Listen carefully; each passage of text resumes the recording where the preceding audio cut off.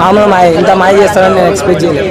Second half మాత్రం బాగుంది, mother సెంటిమెంట్తో అయితే మంచిగా తీసుకుపోయినా. ఇంకోటి మహేష్ బాబు గారు లుక్స్ కానీ ఆయన శక్తికి మించి అయితే చేసిండు, కానీ డైరెక్టర్ మన త్రివిక్రమ్ గారే కొద్దిగా అన్యాయం చేసిండు.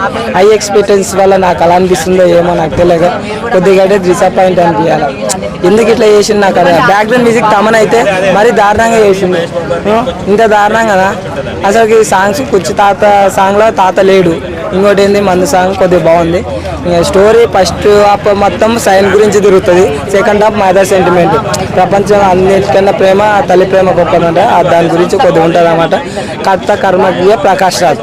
ఇంకా స్టోరీ మనం రియల్ అంటే మన రమ్యకృష్ణ మహేష్ బాబు వాళ్ళ అమ్మ అయితే మళ్ళీ సెకండ్ మ్యారేజ్ చేసుకుంటే దాని కూడా స్టోరీ జరుగుతుంది అన్నమాట. ఎందుకు ఆ కుట్రలు కుతంత్రాలు ఎందుకు కథ అనేది ట్విస్ట్లు అనేది సెకండ్ హాఫ్లో తెలిస్తే ఫస్ట్ హాఫ్ కొద్దిగా అనిపిస్తుంది అంతే. అంత కొద్దిగా డిసప్పాయింట్.